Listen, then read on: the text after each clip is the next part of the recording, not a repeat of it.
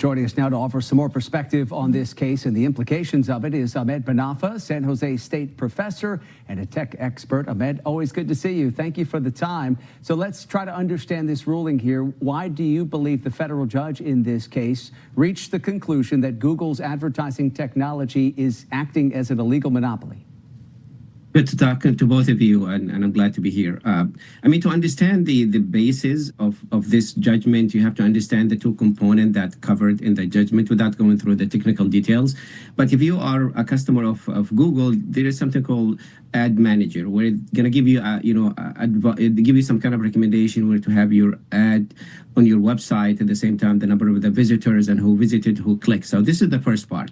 This is only for the customers of Google. The other part, which is the important one, is Google has something called Exchange.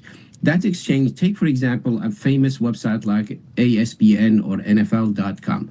Somebody would like to post an ad on that website. They go through the bidding process, and the highest will get that spot. The key thing here is the judgment here saying Google will give preferences to the companies that dealing with Google, and they're the customers of Google, over the other companies who have no dealing with Google, or they're using different platforms. So they're going to be deprived from being in a famous website or a famous event, and this is where they use their own monopoly to twist these kind of actions. I have to understand also the issue that Google is the search engine of the internet, so they have tons of ways for them to reach so many people, and this is where the advertiser would like to have their ad. So this could be a behavioral punishment, or they can ask them, to do something about the advertisement and break up the company into different small companies. All right. Well, Google, for its part, is sort of framing this as kind of a split ruling. The company is saying that they won a part of this case. The judge did find that its advertiser tool doesn't harm competition in quite the same way. The company planning to appeal the other portions of the ruling. But I want to put up here on the screen a statement from a representative for Google, and it says, quote, "We disagree with the court's decision regarding our publisher tools. Publishers have many options, and they choose Google because our ad tech tools are simple, affordable, and effective." What about that argument that Google is putting out there, that they're just doing the best job of innovating in the face of competition?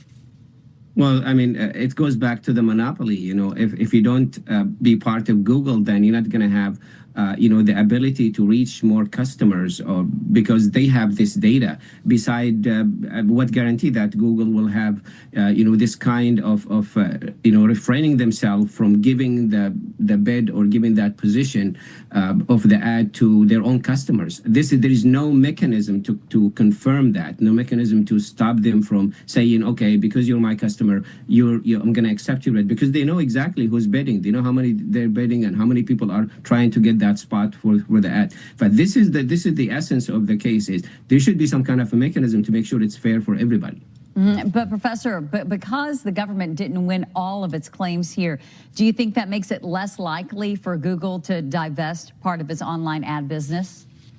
Well, it's really, as they said, it's you win one, you lose one, but the main thing is the advertisement, because what is Google is an ad company. What is Meta is an ad company. By the end of the day, they're selling advertisement, and if they can defend themselves from that position by changing their behavior, by giving more room for the competition, then they can go forward with the case. Now, those cases are really not a simple cases. There's a lot of technical part and complications, and they started a long time ago. We just seen this part of this. I mean, Meta was in hot water a few days ago exactly for the same thing, which is they want them to spin out on Instagram and and WhatsApp because of the monopoly that they control the social media. So the Department of Justice, 17 states are pushing forward with this case because they see that if they don't do it now, it's gonna cripple the competition. This is remind me with and I'm old enough to remember this one, the 1980s when AT&T broke up into the baby bells, and the same thing with Microsoft when they asked them to take Explorer out of the operating system, so they're not going to force people to use their own browser. So we're going through the same cycle here. Yeah, we're certainly seeing a lot of pressure on big tech companies at this moment. We appreciate the perspective. It's always good to see you. Ahmed Banafa, San Jose State University. Thank you.